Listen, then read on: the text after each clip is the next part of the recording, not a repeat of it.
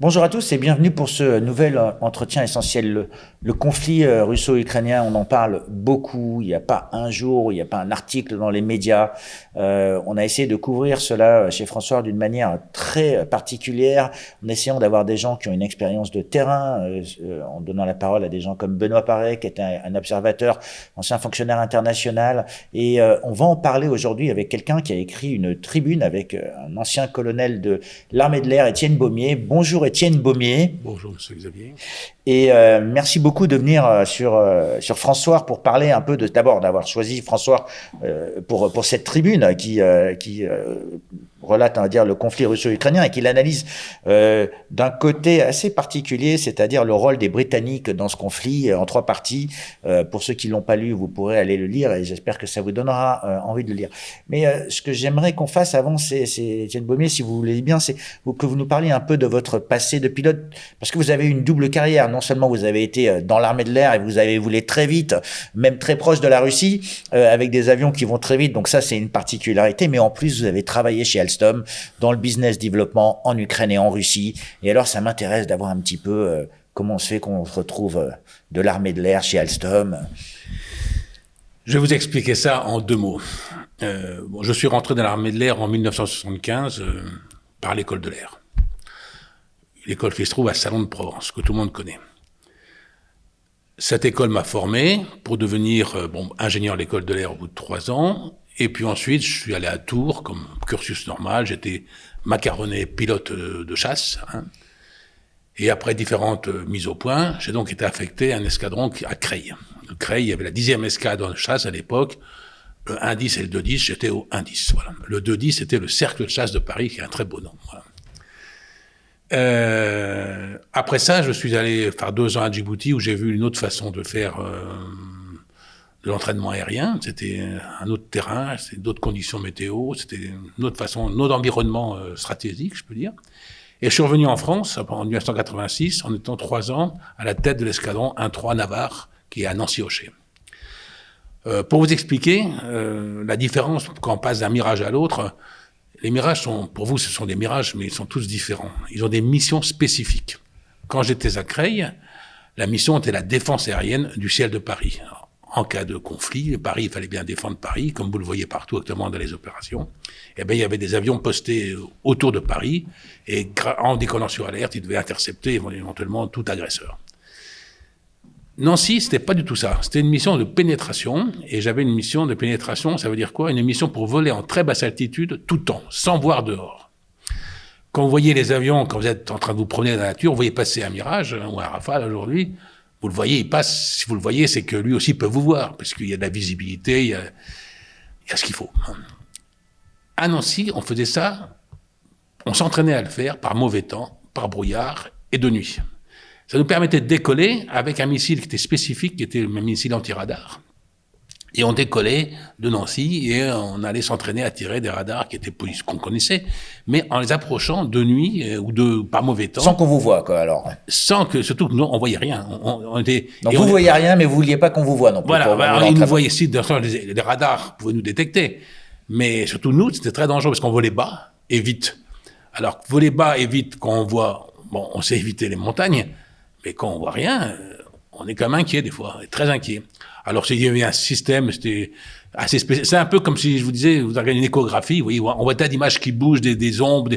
Eh bien, ce qu'on avait dans le radar, c'était des images un peu comme ça. Et il fallait retrouver, à travers ces images-là, ce que l'on cherchait. Donc, il faut réfléchir très vite quand même. Il faut interpréter. Voilà, et surtout voir si on s'écarte de l'approche prévue. Parce que les images, elles sont prédites, et on les a sur un petit papier en face de nous, sur les genoux. C'est sur les genoux, on a un petit papier, on tournait, et on voyait les images. Et encore aujourd'hui? C'était comme ça en Mirage 3. Aujourd'hui, c'est mieux. Mais c'était difficile, parce qu'il fallait, et dès qu'on s'écartait un peu, la montagne qui faisait un reflet comme ça, si on la prenait un peu de côté, le reflet était différent. L'ombre derrière la montagne, on la voyait plus de la même manière, donc les images changeaient. Je voulais quand même un peu une échographie qu'on voyait. Et donc, on s'entraînait, et pour exemple, je sais, un coup, j'ai volé un 31 décembre, on décollait tard le soir, 11h du soir. On allait jusque pas loin au bout de l'Allemagne de l'Est, à travers l'Allemagne de l'Ouest, à la limite du rideau de fer. On s'arrêtait dans les normes de sécurité et on revenait.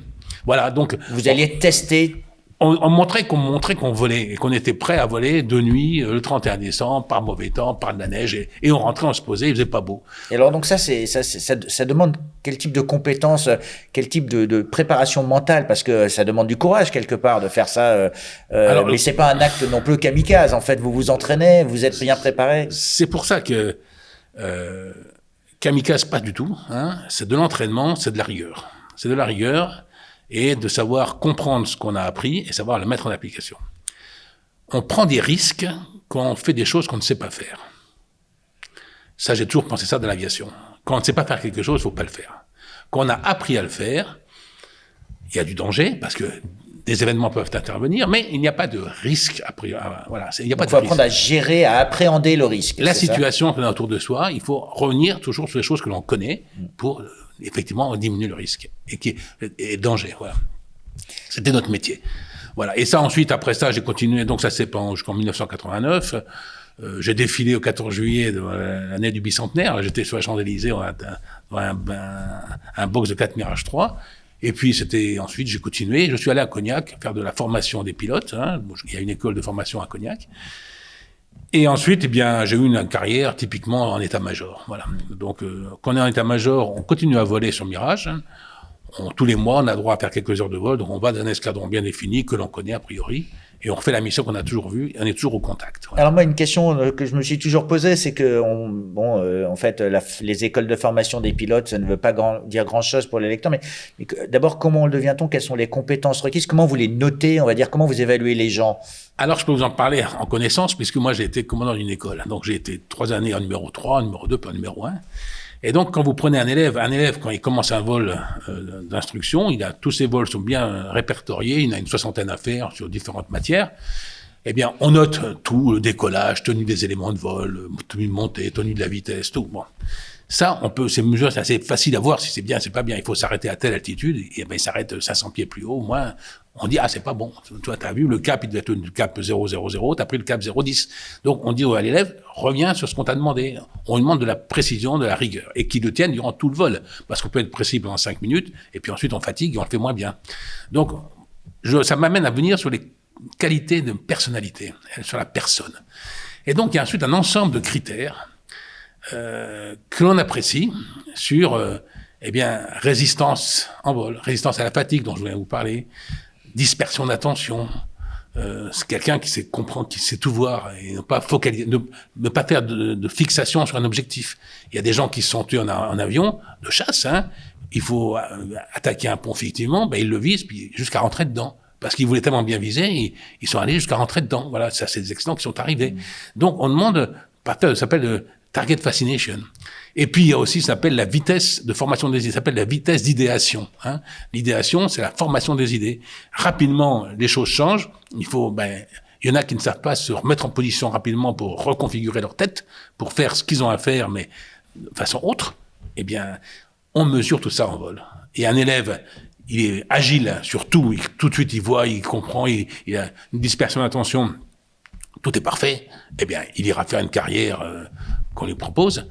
Et puis il y en a qui préfèrent quand même, avec toutes ces qualités-là, faire du transport. Ils font du transport, ou ils font des hélicoptères. À l'époque, c'était ce que l'on faisait. Chasse, transport, hélicoptère. Voilà, en fonction des besoins de l'armée de l'air. Et puis il y en a qui sont quand même plus orientés, parce qu'ils correspondent mieux à leur personnalité, de faire des petits types de vol, Voilà.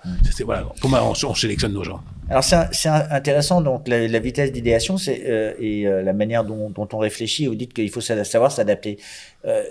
Si jamais je regarde un cas où par exemple quelqu'un vous donne un ordre et vous apercevez quand vous arrivez que vous devez tirer ou bomber quelque chose, que les situations ont changé ou qu'il y a des éléments, est-ce que vous avez la capacité de changer l'ordre, de faire de l'insubordination quelque part ou pas? Comment ça se passe à ce moment-là, en fait? Alors, justement, un pilote ne fait pas d'insubordination. Un pilote, il connaît sa mission. Et la mission, il part, il a signé son ordre de vol et il sait qu'il doit aller faire tel objectif, avec tel armement. Bon. On peut lui dire, bien voir avant de tirer qu'il n'y ait personne sur l'objectif. Pas de dégâts collatéraux, comme on dit. Bon, pas de risque.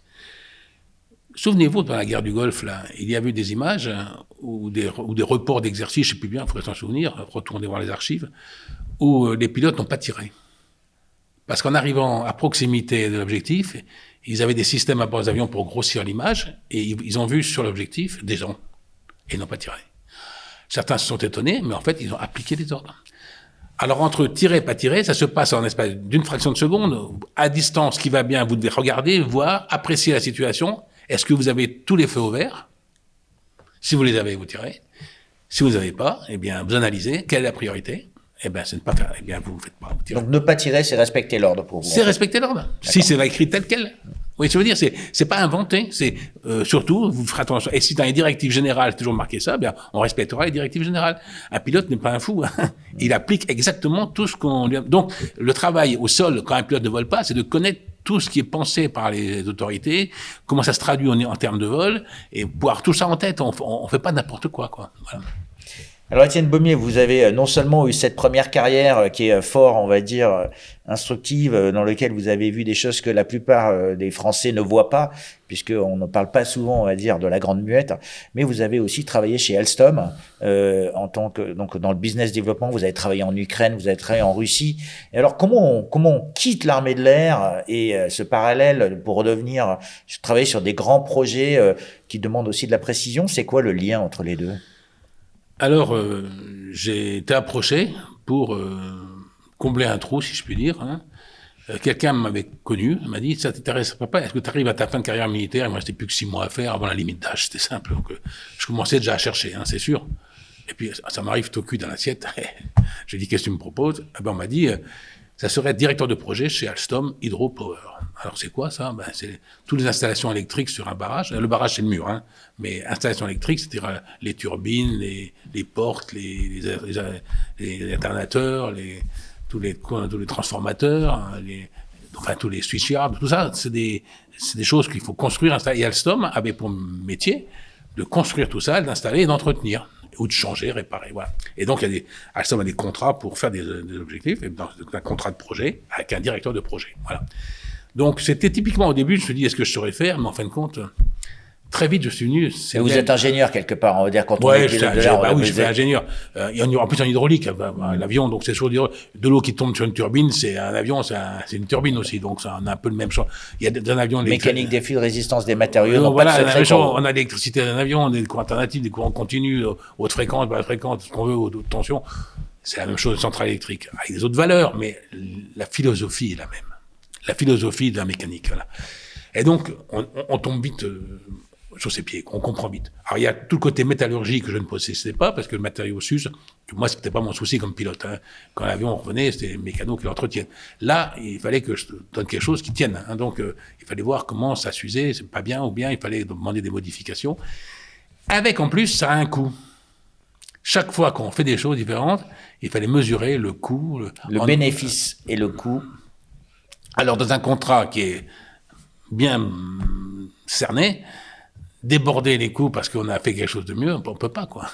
Donc, il faut demander autorisation ou bien faire des avenants avec le client. Enfin, voilà, tout ça, c'est. Donc, il y a un côté juridique où, dès qu'on veut modifier, parce qu'on a une bonne idée, parce que les choses, la technologie a évolué, aller voir le client, lui proposer, le convaincre. Donc, vous avez des objectifs à atteindre sous contrainte, on va dire. Voilà, sous contrainte. Et donc, surtout, c'est pas à moi à inventer. C'est bien d'avoir une bonne idée, mais il faut tout qu'elle soit acceptée par les bureaux d'études Alstom, la hiérarchie qui veut peut-être arriver vite à la fin de ce projet en temps de temps, et puis le client qui a besoin de quelque chose. Voilà. Donc en fait, c'est toujours pareil. On a une chose à faire, on a des contraintes. Dans l'armée de l'air, on a l'ordre de bataille même quand on fait la guerre. L'ordre de bataille, c'est l'ensemble des forces. Avec un client, c'est l'ensemble des forces. Le client, il a des forces, hein. Bon. Eh bien, il faut jouer avec tout ça. Donc, les deux métiers s'apparentent. En fin de compte, j'étais très content de découvrir ça, de pouvoir le dire en quelques mots, parce que les militaires sachent, aller dans la grande industrie, c'est superbe. C'est superbe comme métier, voilà. Et alors, ça vous a amené en Ukraine, ça vous a amené à faire des missions là-bas, en Russie, et surtout à devoir travailler avec des clients russes. Voilà. Et qu'en préparant, vous me racontiez qu'il y avait quand même de grosses différences dans la culture, dans la philosophie. Donc, j'aimerais bien qu'on en parle. Alors, la première chose que j'ai découverte en allant en Russie, j'ai passé 18 mois en Zambie, sur les grands projets de Kariba, Kafoué, si vous connaissez. Et puis à Victoria Falls. J'étais directeur d'un projet à Victoria Falls. C'est quand même sympathique de faire ça. Hein. Ça a duré 18 mois, ensuite un petit 6 mois au Soudan, sur le Nil bleu. Alstom avait un projet en coopération avec des Chinois. Tout était chinois et nous, on était une certaine partie. Donc, on devait donc bien travailler avec des gens qui étaient complètement différents de moi, quoi, hein. C'était clair. Hein. Et puis, ensuite, je suis parti sur les projets russes.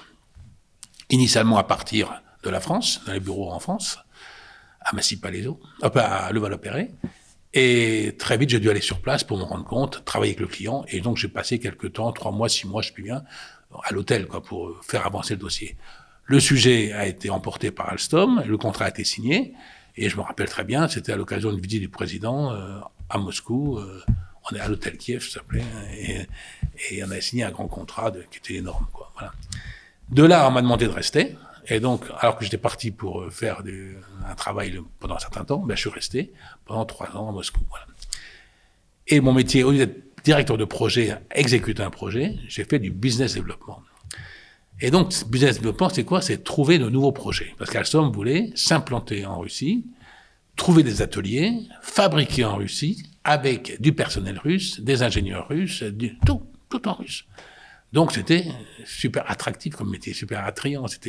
C'était beau parce que je découvrais autre chose, notre façon de travailler. Et donc, pour revenir sur votre question, en visitant, je me rappelle, d'abord, on connaît tous les histoires des barrages un peu partout. Il y en avait un dans le Grand Nord. Dans le Grand Nord, c'était sous la banquise. C'était un ancien camp de prisonniers et un barrage gigantesque. Et il fallait refaire les systèmes hydrauliques. Alors, visiter ça, je me suis rendu compte que qu'est-ce que c'était beau comme système. Et je me suis convaincu que Norilsk, les Russes, ils avaient l'amour de leur métier, l'amour de leurs installations, et elles étaient entretenues au bout de 30 ou 40 ans, c'était tout propre, tout net, tout. C'était impressionnant, c'était quasiment mieux que chez nous, quoi. Donc j'étais impressionné, et on a envie d'aimer les gens à qui on travaille, quand ils entretiennent leur matériel comme ça, on a envie de travailler avec eux pour aller plus loin encore, quoi. Et donc, pour revenir sur ce que vous me disiez, ils ont fait appel à la France, qu'ils avaient eu des problèmes techniques, hein. Et donc, Alstom était comme très compétent, il a reconnu très compétent dans ses turbines, et il y avait un barrage où il y avait plusieurs chutes d'eau, avec plusieurs systèmes installés, et puis il n'avait plus les pièces de rechange. Et ils ne savaient plus les refaire dans les temps voulus. Enfin, ils n'avaient plus. Et donc, l'idée leur était venue de prendre la roue. Vous savez, il y a toujours des roues en démonstration qui sont dehors. Ça fait joli. C'est un peu la décoration de l'usine, quoi. Hein. Et bien, cette roue d'essai qui avait été mise sur un pédestal, ils voulaient la démonter. C'était une roue en fer noir. C'est-à-dire, ça résiste pas aux pressions. C'était juste une roue de modèle. C'est un modèle mathématique qui était réalisé, mais c'était pas une roue effective opérationnelle. Ils étaient prêts à la démonter pour la remplacer par rapport à une roue vraie qui avait cassé. Donc, on voulait aller coûte que coûte, on voulait réparer. Ils voulaient aller au bout de leurs limites.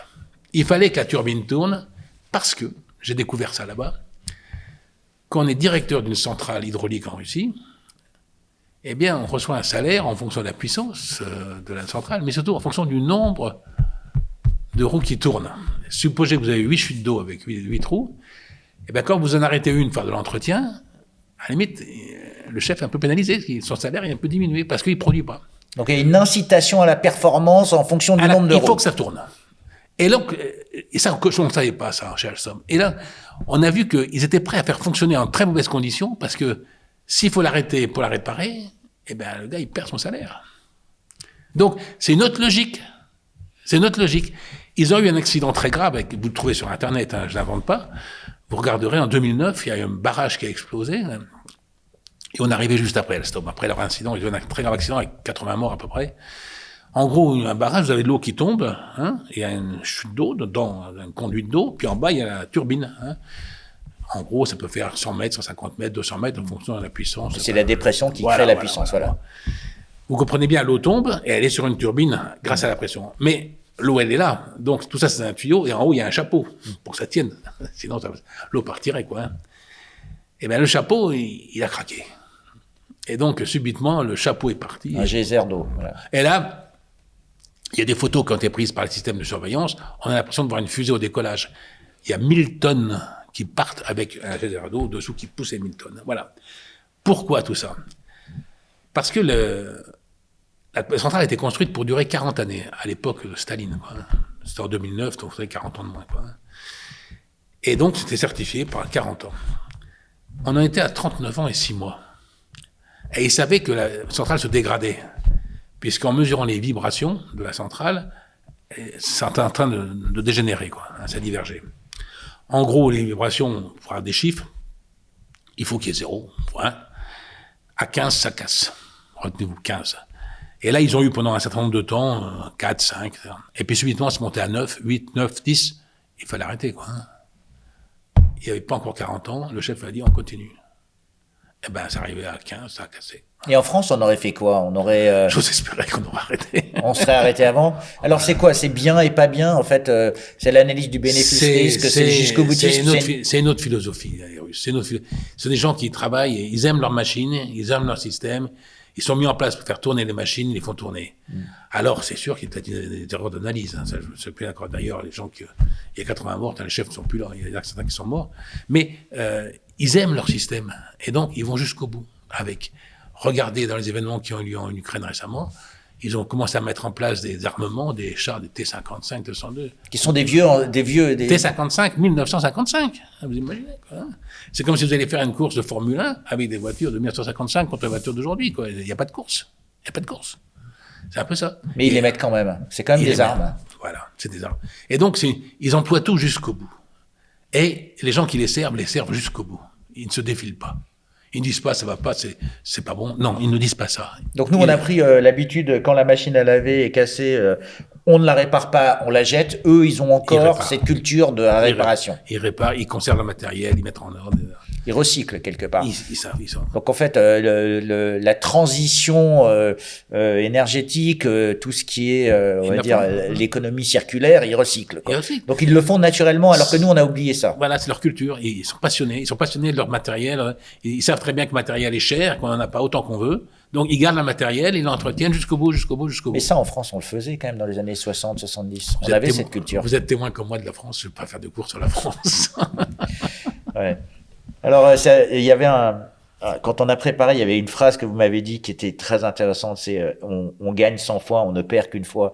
Quand je vous ai entendu dire ça, et que je sais que vous êtes un ancien militaire, que vous avez pris des risques, quand vous appliquez cette maxime au business, en fait, pour vous, vous appliquez la même maxime quand vous faites du travail? Dans ma vie, quand je conduis, on ne s'amuse pas. On peut gagner 100 fois des gincanas ou des vites, et puis un jour ça paye. Un jour ça paye et on est mort. En avion, c'est clair. Les gens, ils font des combats aériens. On gagne, on perd, mais on a toujours, nous, ça s'appelle la fuite. À un moment, ça va, l'esquive. On se rend compte. Il faut donc rapidement analyser, observer et voir que ça va plus du tout. Dans l'industrie, c'est pareil. Quand vous avez un projet qui est en train de dégénérer, j'en ai eu. Alors, surtout après, donc subitement le client n'est pas content, tout, puis il revient avec des arguments, et puis il y a des concurrents qui viennent vous bousculer, ça se passe mal. À un moment, il faut savoir ne pas forcer le passage, parce que sinon, on ne passera pas et on se fera écraser. Donc, il faut savoir retirer ses forces. Et ça, c'est une analyse qui est judicieuse dans la vie. Il ne faut pas s'obstiner. Il faut savoir reculer. Il faut savoir discuter. Sinon, on meurt.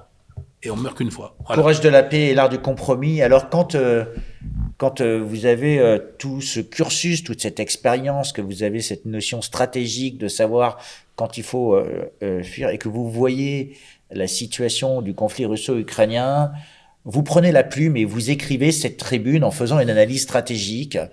Alors, analyse qu'on ne voit pas souvent, c'est que vous êtes en train de vous poser la question des forces en présence, de qui a fait quoi, de l'origine du conflit. Donc, vous refaites une analyse de militaire. Et en fait, qu'est-ce qui vous a poussé à faire cette tribune? Alors, c'est l'information que j'ai écoutée à la télévision ou à la radio, je ne sais plus bien, le 24 février 2022. J'entends à la radio, les Russes sont passés à la frontière, très bien. Bon, j'étais ni pour ni contre les Russes, bon, ni pour les Ukrainiens, je m'en fichais un peu, quoi. Mais tout de suite, j'entends, ils se dirigent vers Tchernobyl. Et j'entends des journalistes qui se moquent des Russes. Ils se moquent. Ah, les Russes, ils envoient faire camper leurs gens sur le terrain de Tchernobyl alors que nous, on n'a pas le droit d'y approcher parce que c'est pollué. Eux, donc ils vont tous s'envoyer se faire guérir ensuite. Ils ont voulu ridiculiser les gens. J'ai dit, mais attends, moi je connais les Russes, ils sont pas fous. Ils ont construit Tchernobyl, ils savent c'est que le nucléaire. Non, j'ai pas admis la moquerie facile de gens bêtes. Pardon l'expression, ça m'a fait cet effet-là. Et donc, à partir de ça, je me suis dit, mais pourquoi sont-ils allés à Tchernobyl dès le premier jour? Pourquoi on n'attaque pas un pays pour aller à Tchernobyl, là où le terrain est difficile, quoi. Il y a des raisons, il y a autre chose, quoi. Ça m'a amené à découvrir qu'à Tchernobyl, l'Europe avait décidé en l'an 2000 de créer un centre de dépôt de déchets nucléaires. Voilà. Et c'était Areva qui était maître d'œuvre de tout ça. Comme la France avait été sur place pour faire le dôme sur la centrale qui avait explosé, là, hein, donc il y avait des compétences dans les bureaux d'études en France, que je comprends très bien, et donc l'Europe a décidé de redonner à la France, qui a les mêmes bureaux d'études, pour travailler là et faire un truc souterrain. Voilà.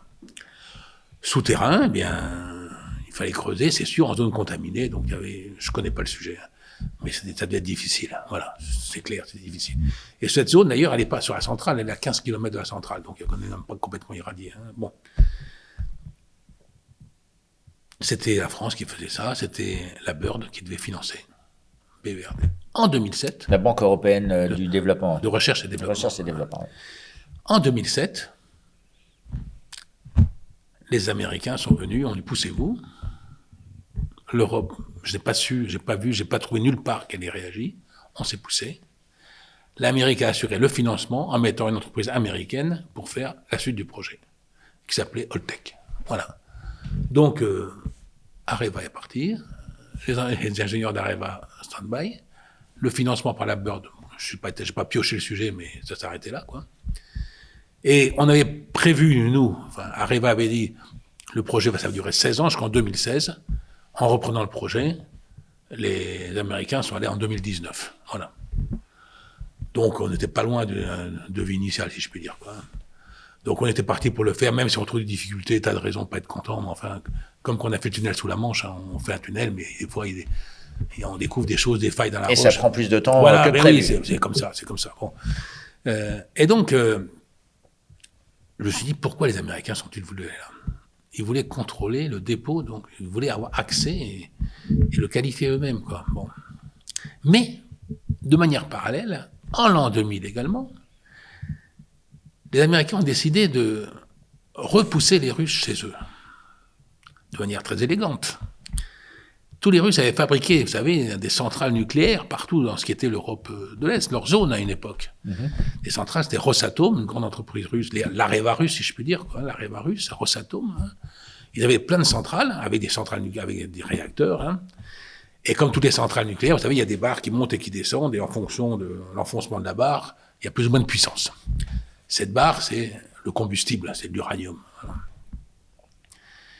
Donc, les Américains se sont dit, bonne pioche, si j'arrive à faire des barres, moi-même, Westinghouse, et les faire aller dans le système russe, eh bien, comme ils sont devenus européens, comme ils sont passés tous à l'ouest, ils achèteront les barres chez Westinghouse. Donc, c'était à l'origine une stratégie commerciale.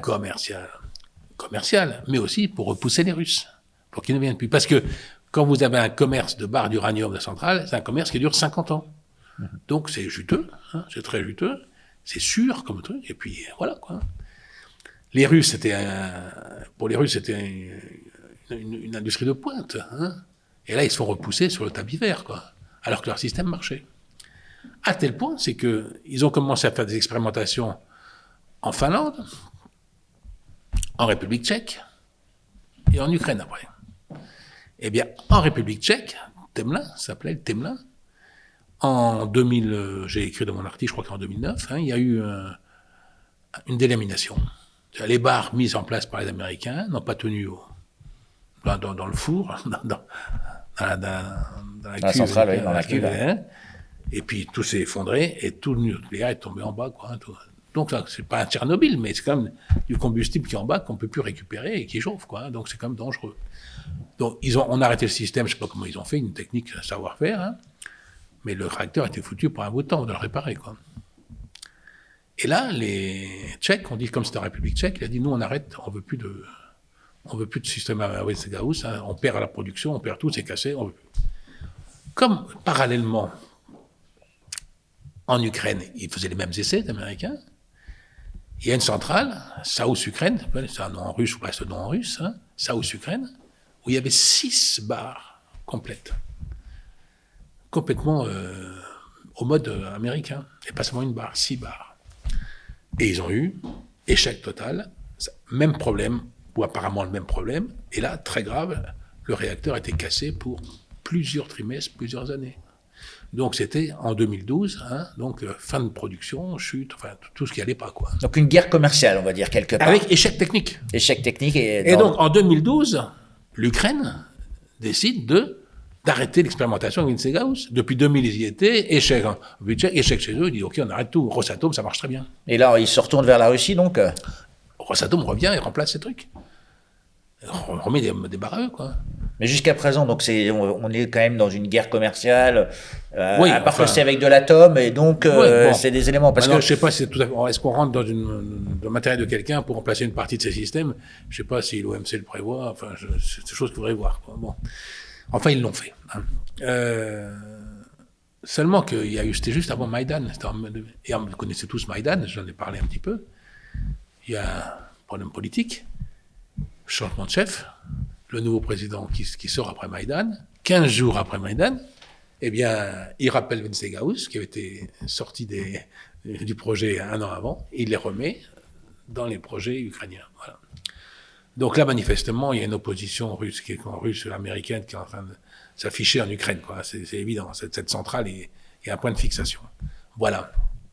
Et donc, je vois bien que le problème du nucléaire est important. Donc le premier point, quand vous avez commencé, c'est vous avez dit en février 2022, vous avez vu que les gens dénigraient, on va dire, la technologie russe et les Russes. Là, vous êtes la connaissance. Et là, vous êtes en train de revenir en arrière en disant il y a le développement du nucléaire a été accompagné de guerres commerciales. Dont l'Ukraine a été un des terrains sur lequel, sous influence des Américains, on avait repoussé les Russes. Les Russes sont revenus. Le changement de gouvernant entraîne le retour des Américains. Est-ce que vous pensez qu'il y a de la pression de l'OTAN derrière? En fait, il y a une forme de stratégie. Alors ce qu'il y a, c'est que ce que j'ai compris sur le tard, quand Rosatom vient et change les barres qui sont usées, parce qu'on change des barres neuves, des barres usées, les barres repartent dans leur La Hague à eux. En France, on va à La Hague. Eh bien, en Russie, on va quelque part pour régénérer les barres, quoi. Westinghouse ne reprend pas ces barres. C'est-à-dire que vous laissez en Ukraine des barres irradiées avec tous les matériaux pour faire une bombe atomique. Pollueur-payeur, pourtant, en fait. Tous les matériaux pour faire... Vous avez l'uranium, plutonium, tout ce qui va bien. Ils sont sur la barre. Alors on peut les mettre dans le centre, et là, le centre de dépôt de déchets, il tombe pile poil, puisqu'il est sous contrôle de l'État ukrainien, les Américains assurent la sécurité, personne ne rentre, et puis ils peuvent mettre ce qu'ils veulent dedans. Alors, c'est pour ça que je me suis dit, si les Russes sont allés directement à Tchernobyl, ils voulaient voir ce qu'il y avait à Tchernobyl, s'ils n'avaient pas commencé à faire des bombes atomiques. Vous voyez ce que je veux dire? C'est avec tout ça. Alors ça peut être une bombe sale, déjà on peut dire qu'une bombe à dispersion de matériaux radioactif, c'est pas une bombe qui explose, mais c'est très dangereux. On peut polluer une zone complètement. Surtout que, alors là, j'ai vu que j'ai été critiqué quand j'ai écrit ça, mais il y a eu quelques jours avant le 24 février, donc on parle du 19 février, 5 jours avant, une grande conférence à Munich sur la paix en Europe, où tous les pays étaient, et Volodymyr Zelensky a parlé. Et là, les minutes sont un peu divergentes. Sur les minutes du fil français, ce que je vais trouver, on ne parle pas d'une phrase que Zelensky aurait dite en disant « l'Ukraine sera une puissance nucléaire », mais dans les minutes du gouvernement ukrainien, si est, écrit en ukrainien. C'est une façon de dire, je l'ai dit, je l'ai pas dit, je l'ai écrit dans les minutes, mais je l'ai pas dit, c'est fourbe. La parole de l'Ukraine, c'est toujours un peu le même problème. On ne sait pas. Mais quand on écrit dans ces minutes nationales pour faire plaisir à son peuple, peut-être que l'Ukraine sera une puissance nucléaire, surtout qu'ils ont dans les capacités. Parce que l'Ukraine est un grand pays dans la technologie nucléaire. Ils avaient en Ukraine plein de centrales, des ingénieurs, tout ce qui est, donc ils savent tout faire. C'était l'atelier de la Russie, une bonne partie des choses, des armes étaient faites en Ukraine. Donc, je mets aucun doute sur leur savoir-faire, aucun doute. Donc, dès lors qu'ils ont le matériel dans le dépôt près de Tchernobyl, dès lors qu'ils ont les ingénieurs, dès lors que le président dit 4-5 jours avant, on a tout ce qu'il faut, et je demande à sortir du traité de 94, c'est ce qu'il a dit. je comprends que ça a mis la puce à l'oreille de Russe. On dit stop, il sort à sortir, il veut sortir, il y a anguille sous roche. Mais ça, on n'en parle pas dans les médias. Voilà. Alors, effectivement, ils n'ont rien trouvé, parce qu'à Tchernobyl, il n'y a pas de début. Maintenant, c'est peut-être pas vrai sur les centrales. Il y a d'abord peut-être des stocks mis ailleurs. Voilà. Alors, pour illustrer un petit peu ce qui se passe sur les rapports ukrainiens, je vais prendre un exemple. Dans le récent accord franco-ukrainien qui a été signé, j'ai été regardé sur le site de l'Élysée, il n'y a pas marqué les signataires. J'ai été regardé sur le site de l'Ukraine, et en fait, il y a marqué le président de la République ukrainienne et le président de Volodymyr Zelensky et Emmanuel Macron. Donc, dans un cas, c'est l'inverse, là, ce coup-ci. Il y a plus d'opacité en France qu'en Ukraine, donc c'est juste pour balancer un petit peu. En France, ça n'apparaît pas la phrase de c'est opaque en France. Donc c'est la même chose. Il ne rapporte pas ce qui a été dit. Alors c'est très intéressant toute cette analyse parce que ça vous donne une espèce de base factuelle sur votre théorie. Donc vous regardez et vous dites ok, les Russes perçoivent un risque dont on ne parle pas dans les médias. Ce risque, il est, on va dire, il l'encourt depuis un certain temps. C'est une dérive, une lente dérive qui est basée sur des gros contrats qui durent longtemps, et ils voient une forme de potentiel risque nucléaire aux portes de leur pays en se disant on peut pas laisser les Américains, on peut pas laisser, exactement comme la crise des missiles de Cuba, on pourrait dire, en fait, où des Américains ont vu des missiles nucléaires s'installer à portée de tir de chez eux, et du coup ils se sont opposés. Donc là, ils s'y sont opposés. Il y a eu une tentative de négociation, de discussion quand même, d'après vous, sur ces sujets? Il y a des choses qu'on ne sait pas. Moi, je ne vais pas parler pour ce que je ne sais pas. Mais pour parler de Cuba, si les Russes ont envoyé à l'époque des missiles à Cuba, il faut voir que quelques semaines ou quelques mois avant, l'OTAN avait mis des missiles en Turquie. Hein. Bien sûr. Et donc, c'était les Russes qui n'ont pas accepté ça. Ils ont dit, vous venez en Turquie pour nous mettre face à nous, moi je vais les mettre à Cuba. Donc, c'est une réponse du berger à la bergère. Hein. Donc, faut pas, on oublie la première partie de la chanson. Oui, vous avez raison de le préciser. Je tenais pas à faire, à porter une accusation. C'est pour ça, on n'est tous pas tous propres. Hein. Oui. Et alors, ça m'intéresse parce qu'en fait, quand vous dites on est tous pas tout propres, quand vous avez entendu ce qui s'est passé dans les médias français en février 2022, vous dites c'est pas possible, ça ne correspond pas à ce que j'ai vu. Et donc, un des messages clés de votre tribune, c'est pour essayer de restaurer les faits, pour que les gens se disent, même si jamais c'est pas une puissance nucléaire, en fin de compte, il y a des tendances qui font qu'on pousse ces gens-là au-delà de leurs limites, d'après vous? Alors, je vois, moi, j'ai récapitulé ce que j'ai lu, parce que je n'ai pas vécu à cette époque-là, c'était au 19e siècle, au 20e siècle, donc je suis comme tout le monde, j'ai accès à ce que je lis, quoi.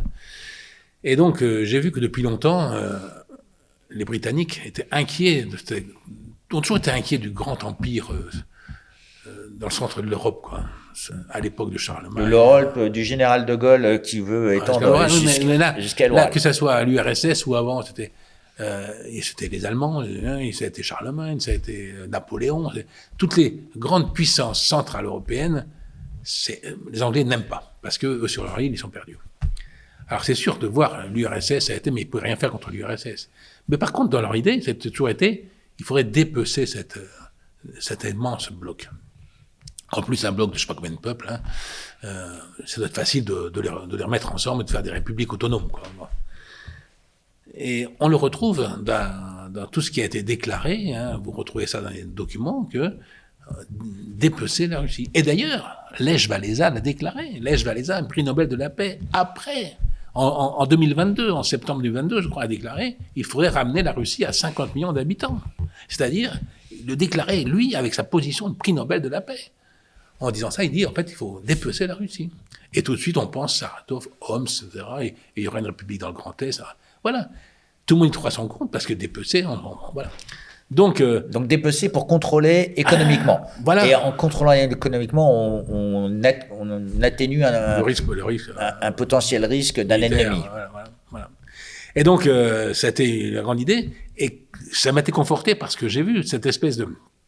Depuis l'an 2000, même avant, hein, je crois, hein, les Britanniques avaient identifié les militaires potentiels prêts à basculer de la formation de leur culture soviétique, parce qu'en 91, ils étaient tous de culture soviétique derrière l'armée ukrainienne, les faire bouger vers une culture occidentale. pour les préparer psychologiquement, humainement, voilà, professionnellement, à travailler avec l'Occident. Et donc, ils ont identifié des militaires, des jeunes militaires, les ont mis à l'anglais, donc les ont envoyés en Angleterre, les ont envoyés en Amérique, pour les prendre rentrer. Et donc, quand on est ukrainien et qu'on va passer 3 ans, 4 ans en Amérique, c'est le paradis. En plus, c'est de bonnes conditions, j'imagine. Et donc, plein de gens sont allés se faire former. Donc, ils ont acquis la culture. Ils ont acquis la culture occidentale. Et donc, c'est des gens maintenant qui ont été poussés pour revenir prendre les commandes en Ukraine. Donc, il y a toujours un jeu. Je vais les former l'occidental et ensuite, ils vont revenir. Donc, il y a tout, en repoussant ceux qui sont restés de culture soviétique. Alors, c'est très bien, on peut le voir de ceux qui connaissent le personnel de l'armée ukrainienne. Ouais, ben, où sont les gens qui ont été formés? D'où viennent-ils? Et puis maintenant, comment ça a évolué? Donc, il y a vraiment une volonté de remplacer les classes dirigeantes pour un jour prendre le contrôle du pays. J'ai marqué à la fin de mon article sur le Kazakhstan. C'est le même problème. Actuellement, la Strauss, les hautes personnalités du Kazakhstan, sont envoyées en Angleterre, à Liverpool, dans des bonnes universités, avec leurs familles derrière, qui grandissent dans un monde britannique, bien en place. Ce sont des gens qui ont pu se rallier au mode de vie russe. Donc vous pensez qu'en prenant ces gens-là, en les déplaçant dans des cultures anglo-saxonnes, on les forme, quelque part on les forme, ils deviennent conversants avec la culture, même jusqu'à changer de camp, à changer de nationalité peut-être, à ramener ça au pays, on va dire après. Je suis persuadé que l'arme la plus puissante, c'est l'arme de la culture. C'est chose qu'on a eu en France pendant très longtemps, puisqu'on a propagé notre culture dans le monde entier. Et les Britanniques, ils ont l'anglais, ça les aide bien ça. Hein, il y a eu les Beatles, il y a eu les chansons, et tous les Hollywood d'Amérique, c'est la force énorme. Donc les Américains ont le dollar comme arme, et les Anglais ont l'anglais, on va dire les Britanniques ont l'anglais. L'anglais, et ça c'est une arme énorme. Et donc ils l'imposent. Ils l'imposent, et les gens sont contents d'avoir tout en anglais, ils comprennent tout, et regardez les computers, on dit pas ordinateur, et tout est comme ça. Donc il y a un changement, et donc tout doucement, les attirer, les sortir de ce monde centre-européen. Et donc dans cette tribune, vous dites que l'Ukraine est devenue ou en train de devenir une puissance nucléaire, ou pourrait le devenir, et que les Anglais ont donc joué un rôle prépondérant. Voilà. Et donc vous visez bien les Britanniques, vous ne visez pas les Américains. Et alors expliquez-nous un peu la différence, parce que je comprends. Pour nous d'ici, il y a le tunnel sous la Manche, mais il y a quelques événements clés. Vous connaissez la ville de Lviv, Lviv en Ukraine. C'est une ville assez à l'ouest, donc de culture occidentale, c'est l'ancienne Pologne, quoi. C'est pas la partie est. À côté de Lviv, en 2014, il y avait un grand camp avec pas loin de 1500 instructeurs britanniques. Donc c'était 2014, au début des problèmes Maïdan, mais déjà les Anglais étaient là en force. Quand vous dites un camp d'instructeurs britanniques, c'est quoi? C'est des SAS, c'est des forces spéciales? Non, des gens qui formaient des militaires ukrainiens. Ils forment donc tout corps. Officiers, tout. Donc, à main de fer, ils y allaient, quoi. Il faut transformer l'armée. Donc, pourquoi faire ça en 2014? Et depuis avant, j'en parle en 2014, c'est pas arrivé comme un cheveu sur la soupe en 2014, c'est arrivé d'avant. Mais c'est des accords de coopération, ça a toujours existé quand même. C'était beaucoup. Hein. Pourquoi ont-ils installé une base navale au Tchékan, à côté d'Odessa? Vous avez, j'ai découvert ça en faisant mon étude, une base britannique, une base navale, à côté d'Odessa. Et en fait, puis ils sont très actifs. Ça fait qu'ils surveillent bien Odessa, puis pour le commerce, tout ce qui va bien. Et en fait, ça revient à l'idée que mettre un genre de barrière de sécurité à l'ouest de la Russie qui puisse plus venir vers l'Europe. C'est-à-dire que ça affaiblirait les pays continentaux européens, parce que nous, la Russie, on y trouve de tout là-bas, les minerais, l'énergie, et puis on y trouve de quoi faire notre commerce. Donc on a tout bénéfice d'être en bonne relation avec les Russes. En mettant un rideau de fer, si je puis dire, à nouveau, entre la Russie et les Canadiens, eh bien, ça nous coule nous, ça coule la France, parce qu'on n'a plus de notre ouverture. Notre seule ouverture, c'est d'acheter le pétrole chez... Donc, tout ce qu'on avait fait, notre force, Alstom, c'est fini. Donc en fait, ils veulent déplacer le rideau de fer qui existait entre l'Allemagne de l'Ouest et l'Allemagne de l'Est. Donc en fait, la réintégration de l'Allemagne est pour vous un problème pour les Britanniques, quelque part. Ben non, l'Allemagne est grande, mais à l'Est, il faut surtout pas que les Russes...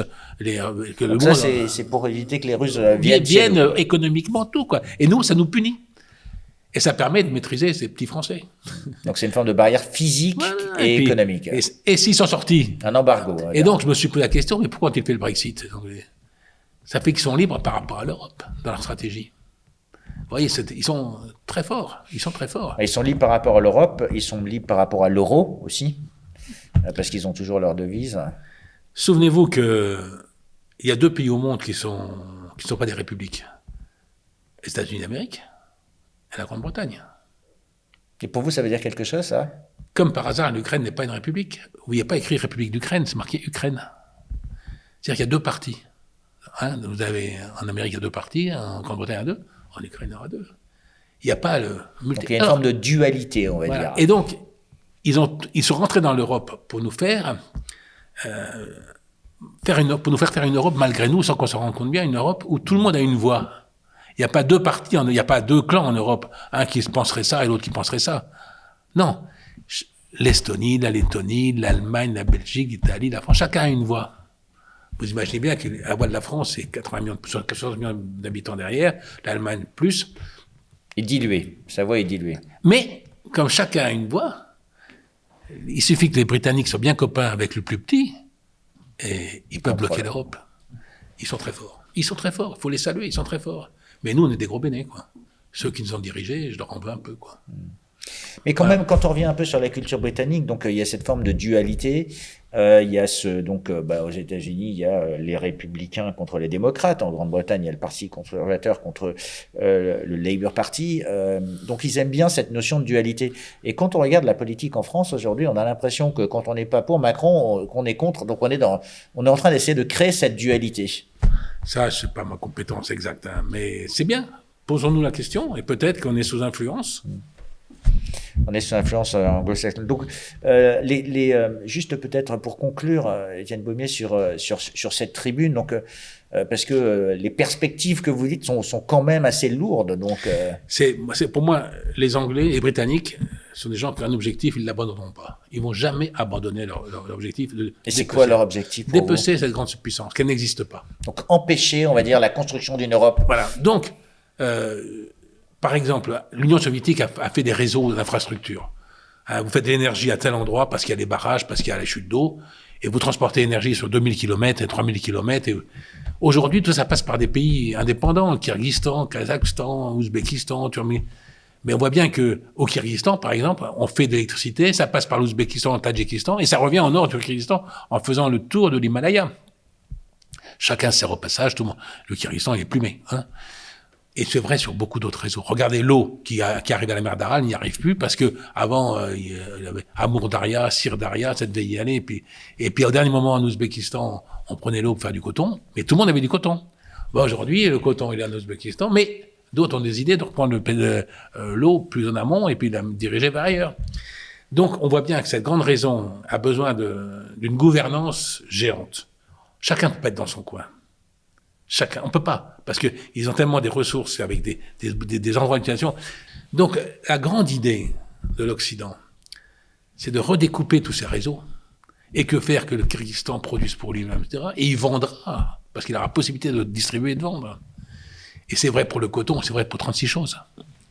Donc, c'est recréer une forme d'autonomie locale, voilà, avant de projeter à l'étranger. Donc, les réseaux, il faut les casser. Est-ce que la guerre n'a pas pour but de casser ces réseaux? Moi, je me pose la question. Donc, vous pensez que le rôle des Britanniques peut aller jusqu'à déclencher une guerre pour déclencher... Casser les réseaux un peu partout. Casser les réseaux et refaire des sociétés, des constructions autonomes. Et donc, super plan Marshall partout. Les plans Marshall, on reconstruit et les Américains seront très contents. Mais seulement, il y a les Chinois aussi qui sont là, qui eux aussi voudront faire du plan Marshall. Donc, on va vers un embrouillamini gigantesque. Est-ce que nous, la France, on y a intérêt? Je ne suis pas sûr. Donc, ce que vous êtes en train de dire, c'est que derrière tous ces conflits, derrière tout ce qu'on voit, se cachent des stratégies qui sont à interpréter avec des armes qui sont légèrement différentes de celles que l'on nous rapporte à la télévision, que quelque part le contrôle de toutes ces ressources et le contrôle géopolitique est devenu tellement important que nous-mêmes pouvons être aveuglés et ne pas les voir. Oui. Oui. C'est pour ça que il est très important d'avoir des gens des Français qui sont en poste partout, à travers les ambassades, pour voir, discuter avec les gens et les comprendre. On n'a pas d'ennemis quand on est chez quelqu'un. Il faut collaborer. Moi, je les aime beaucoup, les Russes, pour travailler avec eux. J'ai beaucoup, beaucoup apprécié. Et avec ça, on pouvait construire plein de choses. Mais regardez comme c'est un peu fourbe, avant de terminer notre discussion. J'étais donc chez Alstom à Moscou. La société, c'était Alstom Hydropower. Vous savez que Alstom a été racheté par General Electric, et donc il n'y a plus d'Alstom Hydropower. Eh bien, aujourd'hui, vous avez à Moscou, dans les locaux que j'occupais, GE Hydropower, sur les projets que j'avais lancés moi-même, que je connais, au Kyrgyzstan. Donc si on revient aux propos de notre ministre de l'économie et des finances qui dit on va mettre l'économie russe à genoux, en fait on est en train d'envoyer des armes en Ukraine, les Américains aussi, mais eux, quelque part... Ils sont toujours à Moscou et ils font du business qui a augmenté, m'a-t-on dit. Alors Total a dû partir, hein, Technip a dû partir, et d'autres sociétés, mais eux, GE à Moscou.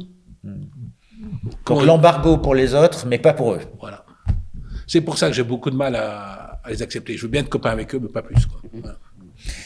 Bien écoutez, Étienne Baumier, merci beaucoup pour ces explications. Hein. On rappelle donc vous étiez colonel dans l'armée de l'air avec 30 ans de carrière militaire et vous êtes passé chez Alstom et vous avez appliqué votre savoir-faire et votre précision de militaire dans le monde de l'industrie et ça vous a permis de comprendre les éléments géostratégiques, le contrôle des richesses de ce monde quelque part, parce que ce soit l'eau, l'électricité, c'est vraiment des richesses. Et aujourd'hui, les enjeux des Britanniques sont ce contrôle-là comme étant une force pour opposer les pays et pour empêcher cette construction.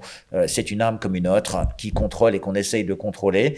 C'est quelque chose sur lequel on doit se poser des questions et en tout cas, j'invite tous les lecteurs à lire votre tribune.